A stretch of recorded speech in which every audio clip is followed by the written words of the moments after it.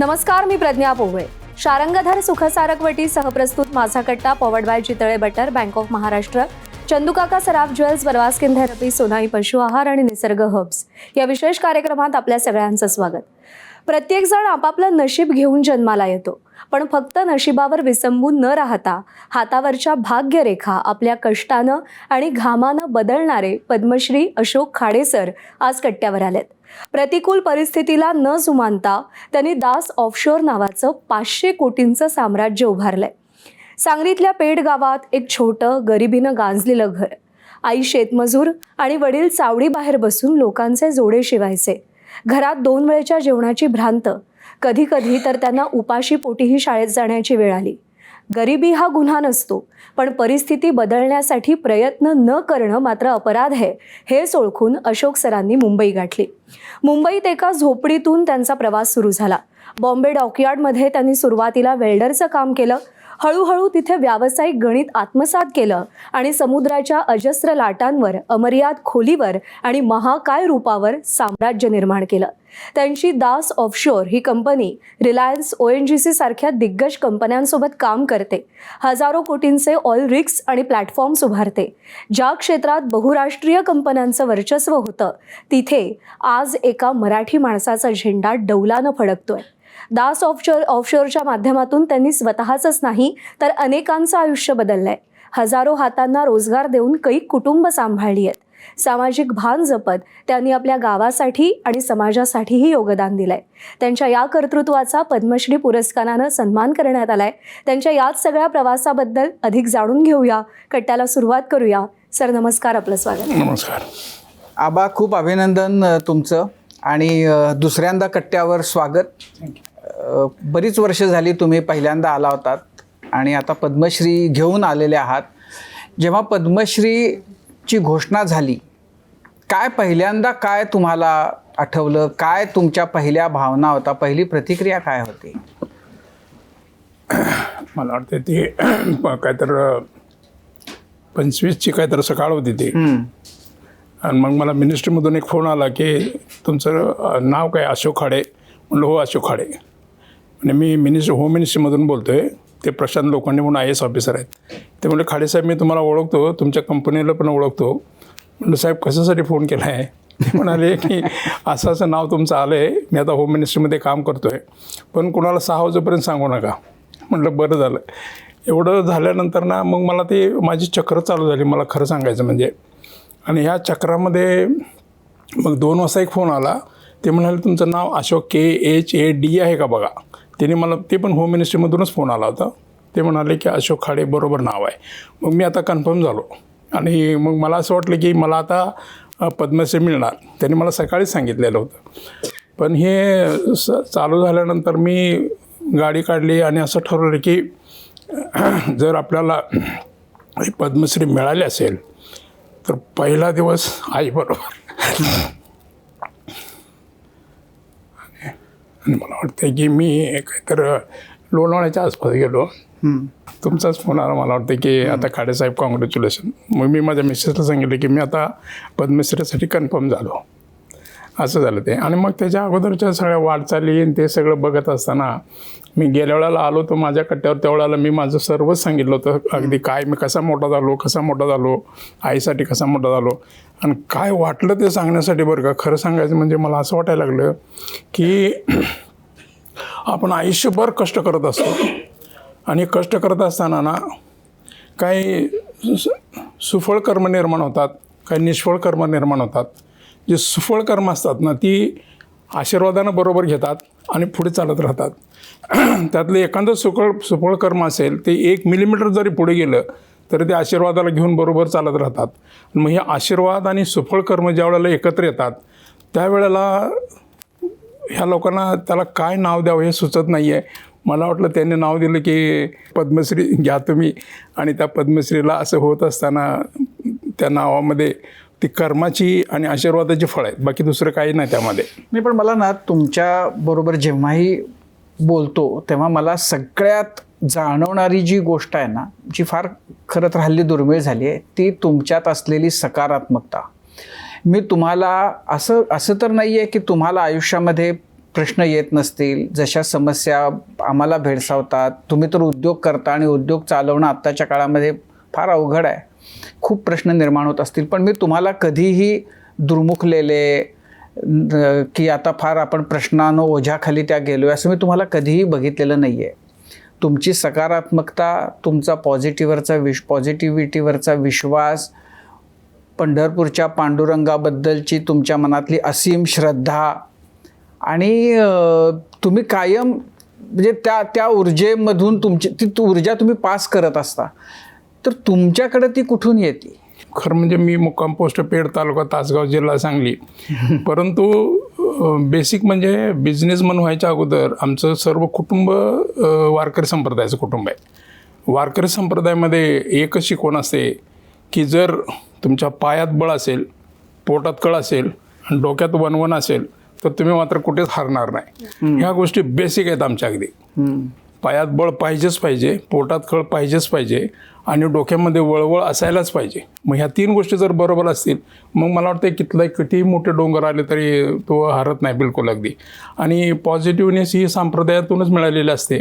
कारण कधी धूप आहे, कधी छाव आहे, कधी गरिबी आहे, कधी श्रीमंती आहे, कधी सुख आहेत, कधी दुःख आहेत. मी गेल्या वेळेला माझ्या कट्ट्यावरती सुख आणि दुःख कशी एकत्र राहतात ते मी सांगितलं होतं. आणि ह्यामध्ये ऑलरेडी खरं सांगायचं म्हणजे पुस्तक आपलं लिहिलेलंच आहे. त्या प्रत्येक पेजवर आपण आहोतच कुठे तर. 2 पेजेस तर त्यात आहेतच. पहिलं पेज आणि शेवटचं पेज तर पक्क ठरलेलं आहे. त्यातले मधले काय 60-65 जे पेजेस असतील त्यातले 25 पेजेस मला वाटते बालपणाचे जात असतील, पुढचे काय तर थोडे पेजेस बायकोच्या हातात जात असतील, त्यानंतर म्हातारपणात जात असतील. मग ह्यामध्ये माणसं कचरतात कशी आणि वागतात कशी हेच मला कळत नाही. कारण म्हणजे प्रत्येकाने मग त्यात झोकून देताना हे पुस्तक एकदा कंप्लीट करत असताना जेवढं आहे तेवढं सगळं व्यवस्थित उरकून जायला काय प्रॉब्लेम आहे मग असं वाटतं मला ते. पण तुमच्या पायात बळ पाहिजे, पोटात कळ पाहिजे आणि डोक्यात वळवळ पाहिजे. बस त्या गोष्टी तुमच्या जवळ असतील ना तर तुम्ही तोडलंच म्हणून समजा. मग नाही ते तुम्ही ते म्हणजे बाकीच्यांना किती जणांना साध्य झालंय माहिती नाही, तुम्हाला ते खूप चांगलं उत्तमरित्या साध्य झालंय. पण तुम्हाला जेव्हा पद्मश्रीची कळलं की आपल्याला ते मिळते आणि मग आईपाशी जायचं, आता आईचं वय किती आहे? माझ्या आईचं वय आता 98 आहे. बरं, कारण मागच्या वेळेला तुम्ही आईच्याबद्दल खूप खूप छान गोष्टी सांगितल्या होत्या. खूप छान. जेव्हा आता तुम्ही पद्मश्री मिळाली आहे आईला सांगितलं, कसं सांगितलं, आईला काय कळलं, आईची काय प्रतिक्रिया होती? मी गावी गेल्यानंतर आई म्हणली, आबा अचानक आलायस तू 26 तारखेला? म्हणलं नाही मी अचानकच आलो आहे म्हणलं आई. मग मी गावात गेल्यानंतर समजल्यानंतर मग तालुका, जिल्हा, शाळा, शैक्षणिक माध्यम तसा माझा खूप संपर्क चांगला आहे. म्हणजे ब प ह्या वारकरी संप्रदायामध्ये किंवा शालेय जीवनामध्ये. मग प्रत्येकजण शाल आणि ते बुके घेऊन यायला लागले घरामध्ये. मग ते इतकं झालं की रात्री 8 वाजेपर्यंत ते बुके आणि शाली संपले नाहीत. माझ्या आईला फार प्रश्न पडला, कारण माझा लहान भाऊ कॅबिनेट मिनिस्टर होता गेल्या वेळेला, कामगार मंत्री होता. तो आता BJPचा मिरज मतदारसंघातून आमदार आहे. ती म्हणले, आबा हे तुला काय द्यायला लागले तर सगळे? हे भावला देतात सगळं, आबा हे तुला कसं काय द्यायला लागले? तिला म्हटलं थांब जरा तू, तुला मी माझं ABPची न्यूज दाखवतो. ABPची न्यूज दाखवल्यानंतर ना मी TV वर दिसलो तिला. मग तिला काहीतरी वाटलं तुला काहीतरी मिळाले वाटतं आता मग असं. मग तिला मी काय मिळाले मला ते मी तिला सांगण्यासाठी किंवा तिनं ऐकून घेण्यासाठी ती फार पलीकडे आहे, त्याच्या फार पलीकडे आहे. तिला एवढंच माहीत आहे की पांडुरंग आपल्या सर्वांचंच भलं करतोय.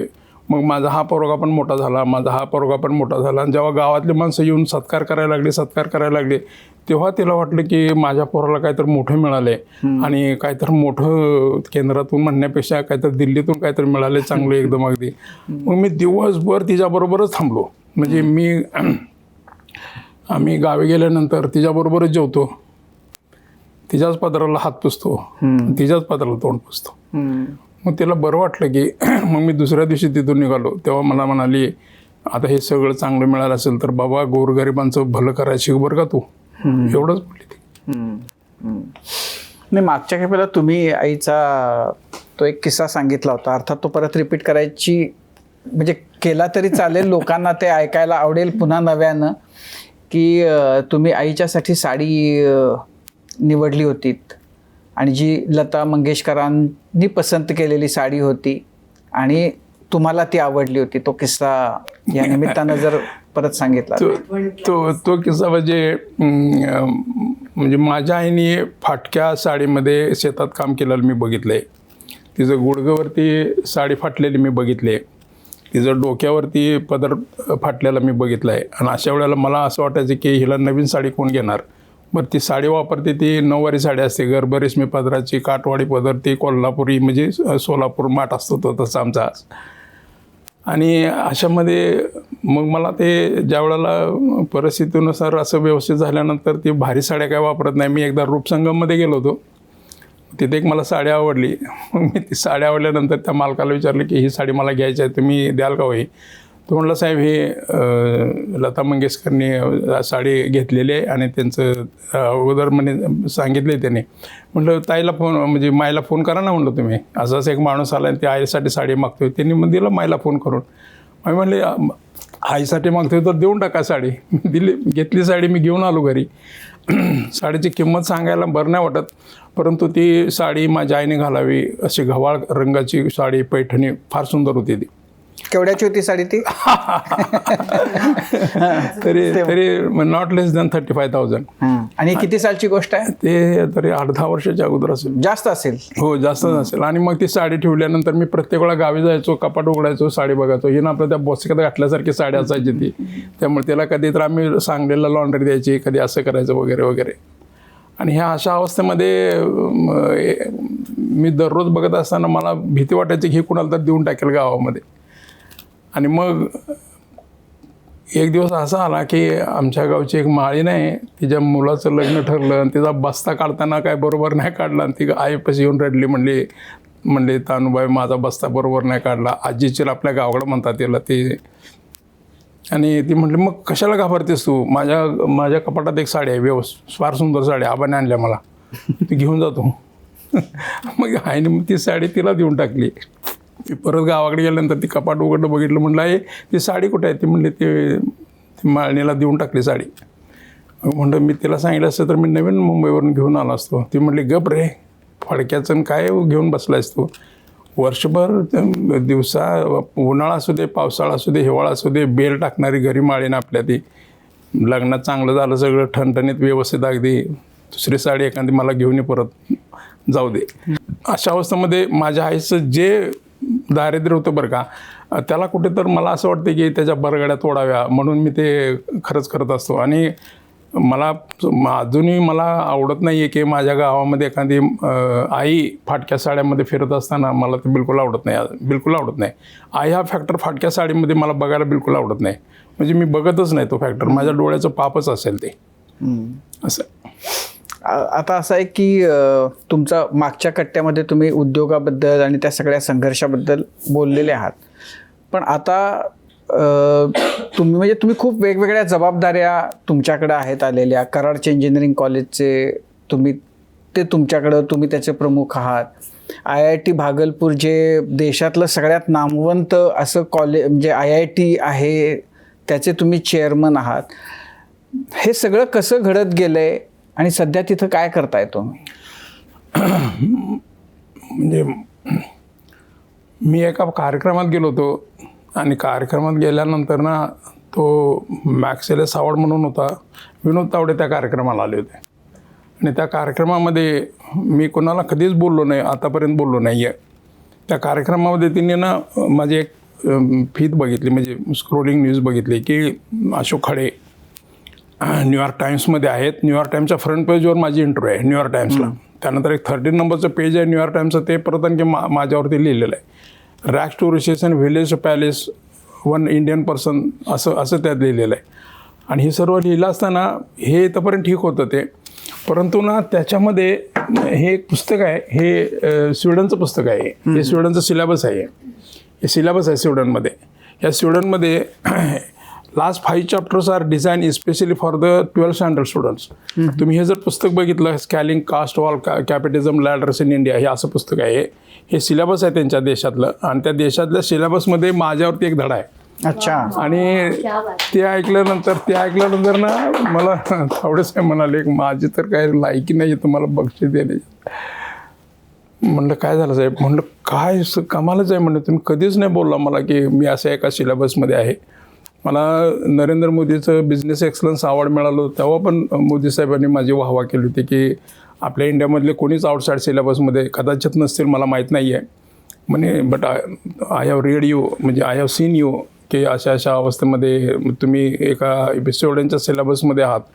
आणि हा सगळा प्रोग्राम झाल्यानंतर मग दुसऱ्या दिवशी माझं ॲप्लिकेशन नसताना मला कराड इंजिनिअरिंगचं चेअरमनपद दिलं गेलं. म्हणजे याला लगेच कराड इंजिनिअरिंगला मी 6 वर्ष अगदी जोमात, म्हणजे जे यशवंतराव चव्हाणांनी बांधलेलं आहे, इंदिरा गांधींनी उद्घाटन केलेलं आहे, अशा कॉलेजचा टोटल परिवर्तन मी करून मोकळा झालो. ते सगळं झाल्यानंतर मग खूप चांगलं झालं. मग मला तावडे साहेब म्हणाले तू असं कर, आता बिहारमध्ये आहे. म्हटलं साहेब बिहार कुठे, मुंबई कुठे, आपलं कसं जमायचं सर्व आहे. नाही म्हणे बिहारमध्ये भागलपूरला तर नवीन एक IIIT येते आणि तिला चेअरमन आम्हाला शोधता नाकीनव आलं आहे आणि तुझीच अपॉइंटमेंट झालेलं आहे. डायरेक्ट मला लेटर आलं, प्रेसिडेंटचं लेटर आहे ते आलं मला, आणि मग मला भागलपूर IIITचं चेअरमनपद मिळालं. ती पण इन्स्टिट्यूट माझी 23 इन्स्टिट्यूट आहेत आपल्या ऑल ओव्हर इंडियामध्ये IIITच्या. त्यामध्ये पण आता माझी इन्स्टिट्यूट ही जवळजवळ मला वाटतं विदिन 5 असेल ते सगळी. अरे वा. विदिन 5 येते आणि जवळजवळ 2-2.5 हजार विद्यार्थी आहेत. त्यामध्ये मुलींचं एक 800 मुलींचं हॉस्टेल आहे माझ्याबरोबर, 600 मुलांचं हॉस्टेल आहे आणि खूप चांगला कॅम्पस आहे. खूप चांगली त्यांची प्लेसमेंट पण खूप चांगली आहे. आणि खेड्यातून अशा निरनिळ्या भागातून आलेले विद्यार्थी आहेत, फार श्रीमंत विद्यार्थी तिथं नाही आहेत असे. आणि खूपच इन्स्टिट्यूट खूपच ताणून आहे सर्व. अगदी तिची लायब्ररी खूप सुंदर आहे, तिचं कॅम्पस सर्व सुंदर आहे, तिची फॅकल्टी सर्व सुंदर आहे. आणि मला ही शिक्षणाची आवड असल्यामुळे मला ते अगदी फार लवकर जमतं ते व्यवस्थित, अगदी की कसं व्यवस्थित बसवायचं ते. आणि मी अपॉइंट झालो तिथे, आणि अपॉइंट झाल्यानंतर जोक म्हणजे मला सर्वसाधारण एक 25 दिवसामध्येच मोदी साहेबाकडून 252 कोटी मिळाले. आणि 252 कोटीमध्ये 182 कोटीचा आम्ही पूर्ण कॅम्पस उभा केलं 2 वर्षामध्ये आणि देशाला ती संस्था अर्पण करून आम्ही मोकळे झालो. एक आता सध्या तुम्ही म्हणजे उद्योजक आहात आणि खूप मोठा पसारा आहे तुमचा. आता सध्या उद्योगाच्या बद्दल जे सगळं सुरू आहे महाराष्ट्रामध्ये, डावोसला आपण जाऊन खूप मोठ्या प्रमाणामध्ये उद्योग महाराष्ट्रात यावे त्यासाठी प्रयत्न करतोय. उद्योगाच्या दृष्टीनं तुम्ही काय बघताय, कसं चित्र आहे? म्हणजे उद्योगाच्या दृष्टिकोन चित्र खरं म्हणजे महाराष्ट्रामध्ये तो खूपच चांगलं आहे. खूपच चांगलं चित्र आहे. आणि इथली जी मॅनपॉवर आहे ना ती इतर सर्वसाधारण, आता आपण सर्वच बघतो, UP बघतो, बिहार बघतो, ओडिसा, मध्य प्रदेश, आंध्र प्रदेश, खाली इकडे गुजरात असेल, सर्वत्र एकदम अगदी. पण महाराष्ट्रामध्ये जो ताण काढायची जी कपॅसिटी आहे ना ती कदाचित माझ्या मते इतर थोड्याच्या स्टेटमध्ये फार कमी असेल. पण इथे लीड देणारी एक अशी ऑर्गनायझेशन असायला पाहिजे की तुम्ही लीड दिल्यानंतर ना हे असं होऊ शकेल, लीड दिल्यानंतर हे असं होऊ शकेल. तुम्हाला नोकऱ्यांमध्ये तुमचं मन का नाही रमलं? नाही, काय झालं की मी 83-84ला मी वेस्ट जर्मनीला गेलो होतो. वेस्ट जर्मनीवरून मी परत माझगाव डॉकमध्ये आलो. म्हणजे माझगाव डॉक बरोबर करार होता. आणि सबमरीन ज्या आपल्या पहिल्या बनल्या गेल्या 6 सबमरीन, त्यापैकी 2 सबमरीन, एक सबमरीन आम्ही जर्मनीला बनवली आणि एक सबमरीन आम्ही माझगाव डॉकमध्ये बनवली.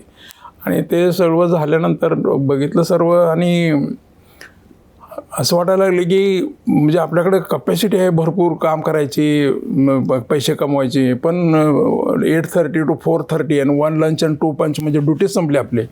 ह्याच्यापेक्षा काहीच करू शकत नाही मग. आणि मग प्रत्येक परत सांगा काय म्हणजे आपल्याला 8:30 to 4:30 ड्युटी आहे आणि 1 लंच आणि 2 पंच.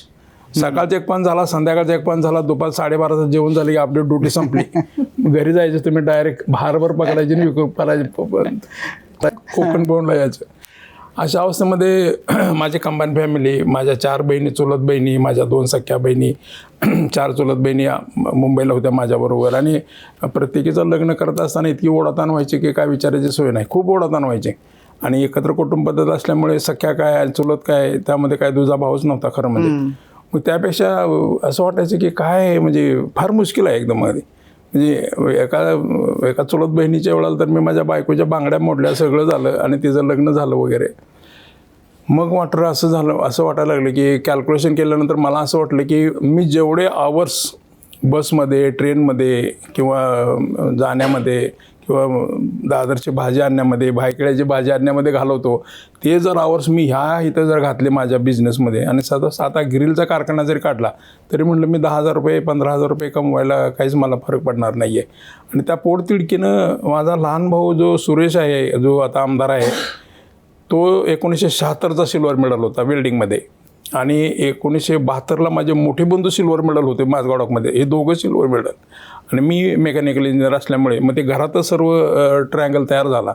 आणि मग म्हटलं की जगण्यासाठी किती लागतात, 5,000 7,000 10,000. बरोबर आहे, भायखळ्याची भाजी माहीत होती, दादरची मंडई माहीत होती, कुर्ल्याचं साबणाचं दुकान माहीत होतं. त्यामुळे म्हटलं काय जास्त फरक पडणार नाही. माझी मिसेस खारला टीचर होती आणि मग अशामध्ये फार म्हटलं काही जास्त लागणार नाही. आणि जरी काय नाहीच झालं, मिसेसला म्हटलं तू नोकरी सोडू नको, म्हटलं माझं मॅथ्स फिजिक्स अजून चांगलं आहे, त्यामुळे कुठल्या तर भोला क्लासला जाऊन म्हटलं 4-5 हजार तर निश्चितच घेऊन येईल, त्यामुळे काळजी नसावी. परंतु ज्या वेळेला झोकून दिलं ना, मी बघितलं त्यावेळेला की असं जर आयुष्य गेलं असतं तर मी रिटायर्ड झालो असतो. रिटायर्डच्या वेळेला माझा पगार झाला असता काय तर समजा 1,00,000-1.5 लाखाच्या आसपास पगार झाला असता, एखादं प्रमोशन मिळालं असतं. पण त्यांनी परिस्थितीनं ह्या जे गरिबी आतमध्ये जी घुसली होती ना, ती बाहेर काढता आली नसती. मग त्यामुळे ते असं गरिबीत जगण्यापेक्षा 4 दिवस लवकर मिळालं बरं आणि एकदा काय व्हायचं ते होऊन जाऊ दे आणि बाहेर पडलो. मग 1992ला आम्ही बाहेर पडलो. त्यानंतर हे जेव्हा मला खरं म्हणजे पद्मश्री मिळाल्यानंतर ना, मला ज्या आठवणी आल्या माझ्या मनामध्ये, ते माझं कुटुंब तर होतंच अगोदर, पण त्यामध्ये बरोबर ना माझं माझगाव डॉक पण जे कॅप्टन नायर माझ्यावर 20 वर्ष राहिले, जे चेअरमन मॅनेजर डायरेक्टर होते, त्यानंतर ONGC मधले काही अधिकाऱ्यांनी मला खूप खूप साथ दिली एकदम आधी. आणि हे साथ देत असताना मग माझं भारतीय विद्या मंदिर तालुका तासगाव, ते माझं हायस्कूल असेल की जिथे मी इंग्लिश परफेक्ट शिकलो अगदी. मला जोशी सर पण म्हणायचे, देसाई सर पण म्हणायचे आणि माझ्या मुरकुटे मॅडम पण मला म्हणायच्या की अशोक एक ना एक दिवस तू मोठा होशील बरं का. माझ्या पायात चप्पल नव्हती 11वीपर्यंत, मला घालायला पॅन्ट नव्हती, मला घालायला शर्टसुद्धा नव्हतं 11वीच्या परीक्षेच्या वेळेला. अशा वेळेला ती माणसं म्हणायची की नाही तू मोठाच होशील. कसलं मोठं होणार म्हटलं, मॅडम 11वीपर्यंत चप्पल नाही घातले. देसाई सर तर म्हणायचे चला आपण कुठेतरी एखाद्या कापडाच्या दुकानात जाऊया आणि एक शर्ट आणि पॅन्ट शिवूया. त्यांनी मला शिवलेलं शर्ट आणि पॅन्टवरती मी माझी 11वीची परीक्षा दिलेली आहे. आणि ही डोक्यात माझ्या नेहमी राहायचं की मी मोठा होणार, मी मोठा होणार, मी मोठा होणार. त्यामुळे माझ्या शाळेची आठवण तर मला ती खरंच खूपच आहे माझ्या शाळेची, की ज्या शाळेनं मला मोठं केलं, की ज्या ONGCनं मला मोठं केलं किंवा ज्या माझगावच्या लोकांनी मला मोठं केलं. हा एक मोठा ह्या पद्मश्रीच्या मागचा फार मोठा, ते माझे कणा म्हणतात की नाही, तो माझा कणा आहे. पण जेव्हा तुम्ही उद्योग सुरू केला तेव्हा तुमची नजर कुठेपर्यंत होती, आपण कुठेपर्यंत पोहोचू असं तुम्हाला वाटत होतं? मी ज्यावेळेला उद्योग सुरू केला त्यावेळेला खरं सांगू तुम्हाला की त्यावेळेला लार्सन ट्युब्रो ही एकच कंपनी माझ्या डोळ्यासमोर होती आणि मला असं वाटायचं की काही असू दे, परंतु एक ना एक दिवस यांच्या एका व्हर्टिकलला मी थ्रेड देणार म्हणजे देणार, असंच वाटायचं. हो, अगदी असंच वाटायचं. मी त्यांच्यासारखाच होणार आणि त्यांच्या बरोबरीने जाणार असं वाटायचं.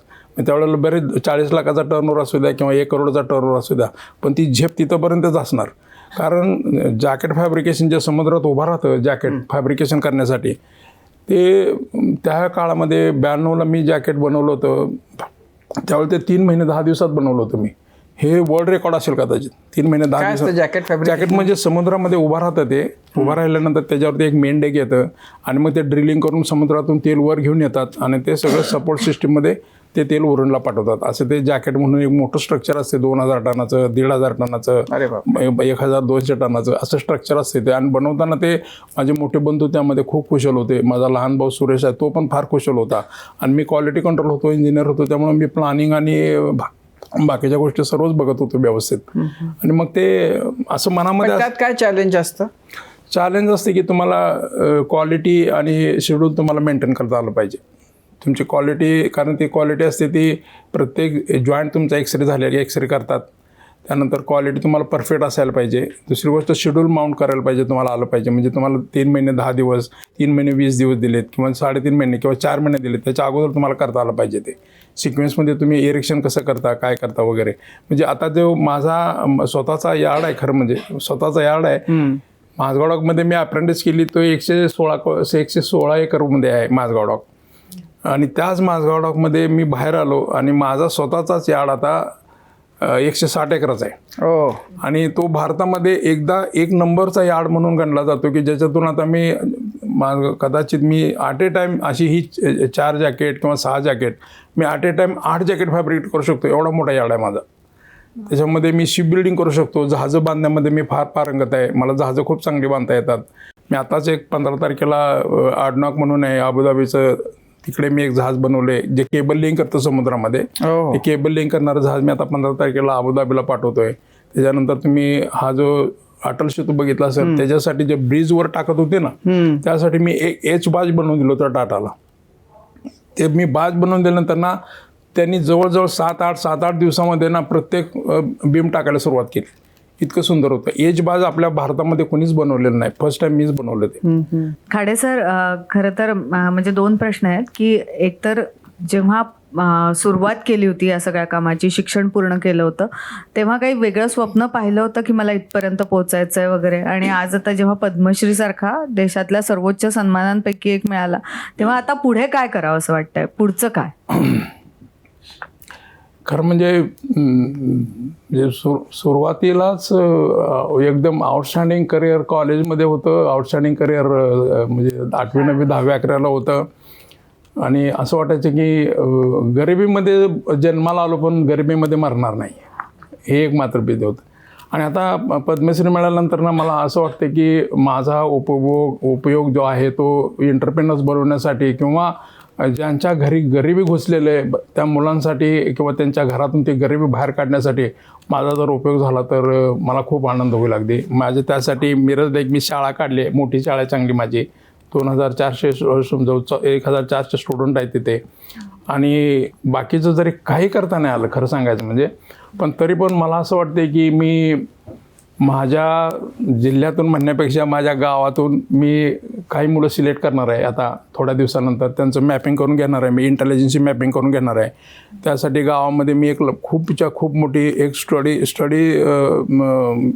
स्टडीसाठी एक बिल्डिंग बांधली आहे गावामध्ये.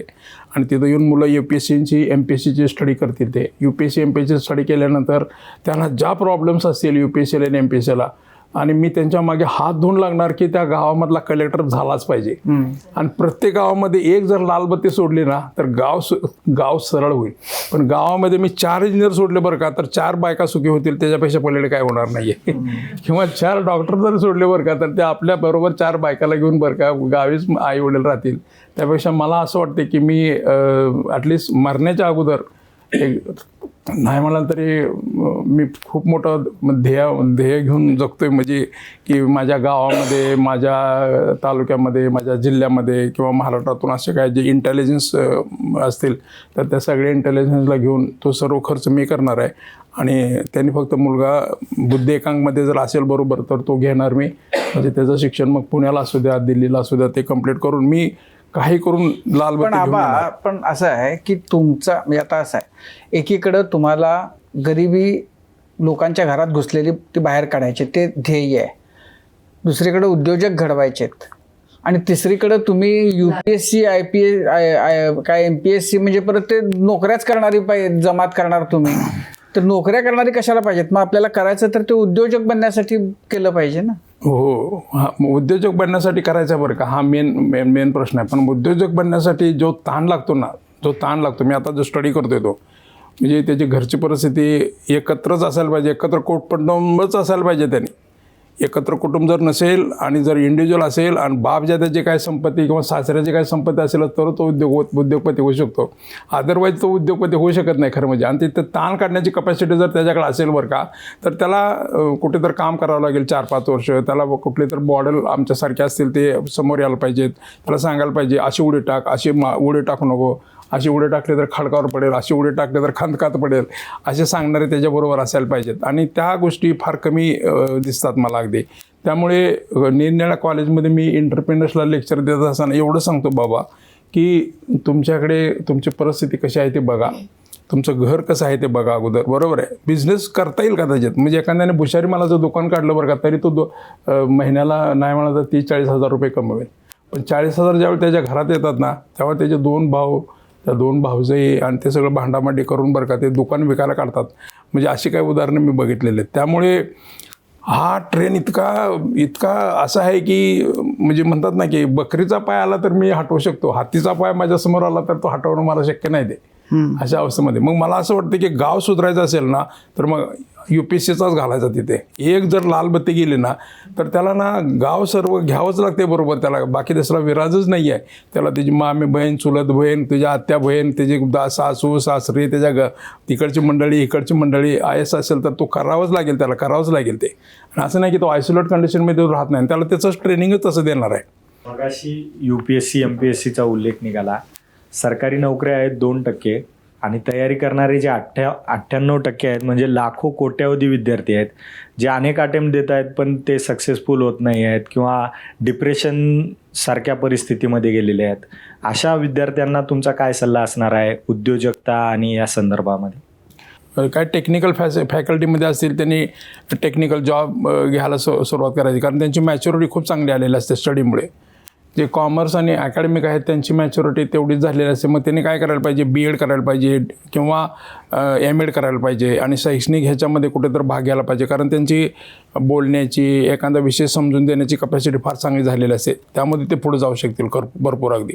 आणि हे सर्व होत असताना मग आपल्याला रिव्हर्स फील्डमध्ये यायचं असेल तर आपल्याला जे बेस्ट लाईक फील्ड आहे ना त्यामध्ये लगेच जायचं आणि सुरुवात करायची. टेक्निकल असेल तर त्याला जॉब मिळतो, ॲग्रीचं असेल तर त्याला जॉब मिळतो. म्हणजे मला 2-3 गोष्टी ज्याच्याबद्दल तुम्ही बोलावं असं वाटतं. एक तर गरिबी घरामध्ये जी घुसलेली आहे ती बाहेर काढली पाहिजे असं तुम्ही म्हणता. त्याच्यासाठी वारकरी संप्रदायाचं जे शिकवण आहे, जे तुमच्या रक्तामध्ये मुरलेलं आहे, त्याचा उपयोग झाला असं तुम्ही म्हणता. महाराष्ट्रामध्ये हजारो कुटुंब आणि लाखो जण, कोट्यावधी जण आज गरिबीचं आयुष्य जगत आहेत, ज्यांना 2 वेळच्या खाण्याची भ्रांत आहे. अशा कुटुंबामध्ये मुलं आहेत जी हुशार आहेत, ज्यांना चांगली संधी मिळाली तर ती त्याचं सोनं करू शकतील, पण परिस्थिती अशी आहे की ती त्यामध्ये खूप मोठी रुकावट बनून राहिलेली आहे. तुम्हाला वारकरी संप्रदायानं याच्यातनं बाहेर पडण्यासाठी काय दिलं आणि ह्या मुलांना काय मिळेल, त्यांनी काय केलं पाहिजे की ज्यामुळं ते या संकटातनं बाहेर येऊ शकतात? खरं म्हणजे मी अशा कितीतरी एकादशी आहेत की उपासपोटी मी भजन म्हणलेलं आहे आणि मी घरी झोपलेलो आहे. माझ्या घरी खिचडीसुद्धा तयार नव्हती किंवा कुठल्या तरी एखाद्या शेतकऱ्याने रताळं दिले असतील तर ती 2 रताळं शिजवली आणि खाल्ली आणि झोपलो, मी अशाच काढलेत. परंतु त्यातले काही अभंग असे होते की माझे वडील मला सांगायचे की आबा काही बाकी पाठ करू नको, हे 2च अभंग पाठ कर बस, आणि ह्या 2 अभंगावरतीच तुझं आयुष्य मोठं होईल. आणि मग त्यामुळे असं वाटायचं की हे खरंच आहे का, हे त्यानेच लिहिले का अभंग, हे तुकारामाचेच आहेत का, हे ज्ञानेश्वराचेच आहेत का? आणि गरिबी म्हणजे काय, भुकेलेलं पोट आहे ते, बाकी काय त्याच्यामध्ये माणुसकीला ते इतर ठिकाणी कुठे वरबडे काढत नाही. ते फक्त भूक ही त्यामध्ये एक भाग आहे आणि राहणीमान एक भाग आहे त्यामध्ये. अशा मुलांसाठी मला वाटते ज्या तालुक्यामध्ये ज्या जिल्ह्यामध्ये माझे वैयक्तिक सांगतो तुम्हाला, माझा भाऊ आता पालकमंत्री सांगलीचा होता तेव्हा मी त्याला नेहमी सांगायचो की राजा ही घरं शोधून काढ, ही घरं शोधून काढ, ही घरं शोधून काढ आणि त्या घराला मदत करायला सुरुवात कर. ही घरं शोधून काढायची, त्या घराला मदत करायची. आता उदाहरणार्थ म्हणजे एक उदाहरण सांगतो, मला अशी बरीच उदाहरणं आहेत माझ्याकडे. मी माझ्या शाळेमध्ये एका मुलाला मी ॲडमिशन दिलं होतं आणि त्या मुलाची आई कॅन्सरनी आजारी होती आणि वडील रंगारी काम करायचे. आणि अशा अवस्थेमध्ये त्याला मी ॲडमिशन दिलं आणि ते दररोज शाळेमध्ये फक्त पोहे घेऊन यायचे. आणि आम्ही बघितलं दररोज शाळेमध्ये हा पोहेच नुसता घेऊन येतो. मग मी त्या घरची चौकशी केली तर त्यांनी सांगितलं की त्याची आई कॅन्सरने, त्यामुळे ते 10 रुपयाचे पोहे आणतात तर तेवढे दिवसभर खातात. मी सर्व मुलांना सांगितलं की त्यासाठी 1-2 चपात्या, 1 एक्स्ट्रा चपात्या घेऊन या. मग तो 30-40 चपात्या घरी घेऊन जावं लागला आणि तो खाऊ लागला. त्या मुलाला शिक्षणाविषयी म्हणण्यापेक्षा काहीसुद्धा तसं माहीत नव्हतं, पण ते 10वीला जवळजवळ 76% पास झालं ते. आता ते ITIला इलेक्ट्रिशियन आहे, आता जवळजवळ एक 15-20 हजाराचा पगार घेते ते. मग अशी घरं जर शोधून काढता आली आपल्याला, अशी घरं जर शोधून काढता आली आणि त्यांच्यासाठी जर गव्हर्नमेंटच्या खूप चांगल्या यंत्रणा आहेत, पण ते राबवणारा पट्ट्या पाहिजे तिथं. आता तो राबवणारा पट्ट्या जर मिळाला तर मला वाटतं सगळं सुजलाम सुफलामच आहे ते. सर, मला विचारायचं आहे, मागे एकदा नारायण मूर्ती म्हणाले होते की देशाचा अजून विकास करायचा असेल आणि उत्पादकता वाढवायची असेल तर तरुणांनी 70 तास आठवड्यातले काम केलं पाहिजे. 70 तास म्हणजे सतत काम करत राहायचं आणि मग इतर गोष्टी, इतर व्यासंग वगैरे, आणि मग वर्क आणि लाईफचं बॅलन्स कसं साधायचं? 70 तास काम करण्यावर तुमचं काय मत आहे? ते म्हणाले असेल 70 तास, पण ते त्याच्यामध्ये ते अतिशयोक्ती नव्हती त्यांची, की बाबा तुम्ही कष्ट करा असं त्याचा एक मतितार्थ आहे तो, की तुम्ही कंटिन्यूस कष्ट करा हा त्यांचा मतितार्थ आहे. 70 तास कोणी कष्ट करू शकणार नाही, पण एक असं मतितार्थ आहे. आज गल्फ कंट्रीजमध्ये सुद्धा तुमच्या व्यवसायाचा बऱ्यापैकी विस्तार आहे. भारतात व्यवसाय करणं सोपं वाटतं की गल्फ कंट्रीजमध्ये? गल्फ कंट्रीमध्ये व्यवसाय करणं सोपं वाटतं. गल्फ कंट्रीमध्ये, कारण गल्फ कंट्रीमध्ये जे काय आपल्याला टेंडर मिळतात किंवा डॉक्युमेंट्स मिळतात वगैरे, त्याच्यामध्ये कुठे उलटे सुलटे मुद्दे आणि मसुदे नसतात खरं सांगायचं म्हणजे. आणि आपल्या इंडियामध्ये ते करत असताना मग ते थोडंसं, म्हणजे माझा एक्सपिरियन्स सांगतो मी, की ते थोडंसं अवघड उडतं. तिथं तसं ते नसतं आहे. तुम्ही जर एकदा जॉब घेतला, त्या जॉब घेतल्यानंतर तुम्हाला एकदा प्लॅनिंग मिळालं आणि तुम्ही जॉब कंप्लीट केला की तुमचे सर्व पैसे मिळत राहतात व्यवस्थित अगदी. तसं इंडियामध्ये काम करत असताना थोडंसं मागे पुढे होतं आहे. काही जॉब चांगले असतात, काही जॉब इकडे तिकडे असतात. आणि प्रत्येकाला जी म्हणतात ना ओनरशिपची जी ताकद आहे ना, ओनरशिपची ताकद, ती ओनरशिपच्या ताकदीमध्ये म्हणजे बाहेरचे देश खूप चांगले आहेत. त्यांना ते रिस्पॉन्सिबिलिटी आणि ओनरशिप दिली असते. हे जॉब कंप्लीट करताना तू रिस्पॉन्सिबल आहेस असं आहे. आपल्याकडं जॉब दिला जातो त्याला की तू जॉब देताना तुम्ही रिस्पॉन्सिबल आहे असं झालेलं असतं ते. त्यामुळे जरा इथं कठीणच आहे ते. आता एखादा यशस्वी उद्योजक झाल्यानंतर बरेच आपण उद्योजक बघितले असतील की त्यांच्याकडं भरपूर अशा गाड्या आहेत किंवा असं त्यांच्या आवडीच्या गोष्टी असतात. काही जणांचं घड्याळाचं कलेक्शन असतं. तर तुम्हाला अशा कोणत्या गोष्टी आवडतात की जसं तुम्हाला कलेक्शन केलं आहे किंवा करायचं आहे? मला फक्त एका गोष्टीची आवड आहे. मला फक्त ना पेनची आवड आहे फक्त. मला बाकी दुसरी कशाची आवड नाही आहे. कारण ह्या पेनची स्टोरी अशी आहे की मी 11वीला असताना माझ्या पेनचा बरो झाला आणि मला माझे निप घेताना 4 आणण्यासाठी मला जोशी सरासमोर रडावं लागलं. आणि मग जोशी सरांनी मला ते 4 आणण्याचे रिप दिले. मी त्याला पाटीत गुळगुळीत करून बरं का ते 11वीचे पेपर लिहिले. माझं हँडरायटिंग चांगले असल्यामुळे मला फक्त एकच आवड की माझा पेन चांगला असावा एवढंच वाटायचं. बाकी सगळं शर्ट फाटू दे, पॅन्ट फाटू दे, खायला मिळू दे, न मिळू दे.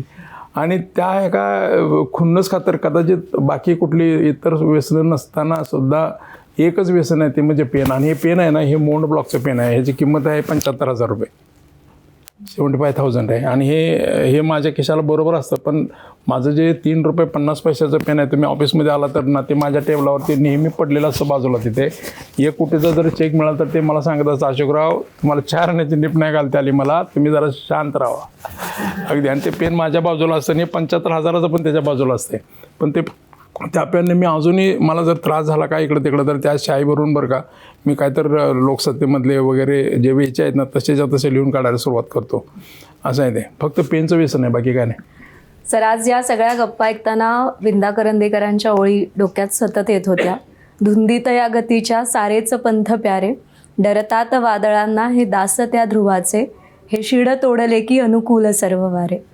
परिस्थितीचं गरिबीचं शीड होतं, पण ते तुम्ही तोडलं आणि त्यानंतर तुमचं जहाज खूप वेगानं पुढे गेलं आणि साम्राज्य तुम्ही उभं केलं. पद्मश्री मिळाल्यानंतरही गोरगरिबाचं काम तुला करायचं आहे हे सांगणारी आई तुमच्याकडे आहे. आणि त्यामुळे शुद्ध बीजापोटी फळे रसाळ गोमटी म्हणजे काय हे तुमच्याकडून पाहून कळतं. तुमचा सच्चेपणा, तुमचं कामातलं सातत्य आणि तुमची सकारात्मकता ही शिदोरी आज आम्हाला सगळ्यांना कट्ट्यातून मिळाली. तुम्ही कट्ट्यावर आलात त्याबद्दल मनापासून आभार. आणि जे स्वप्न तुम्ही भारतातल्या तरुणांसाठी पाहताय ते सत्यात येवो यात शुभेच्छा. सर्वांसाठी परत आणखी धन्यवाद. मला दुसऱ्या वेळा तुम्ही माझ्या कट्ट्यावरती बोलवलं आणि माझा कट्टा खरं म्हणजे तो माझा जो शब्द आहे ना तो माझाच आहे म्हणजे असं मला वाटतं. आणि यासोबतच शारंगधर सुखसारकवटी सहप्रस्तुत माझा कट्टा, powered by Chitale butter, bank of Maharashtra, चंदूकाका Saraf jewels, बरवा स्किन थेरपी आणि सोनाई पशु आहार या विशेष कार्यक्रमात आत्ता वेळ झाली आहे इथेच थांबण्याची. प्रत्येक बातमीच्या अपडेटसाठी पाहत रहा ABP माझा.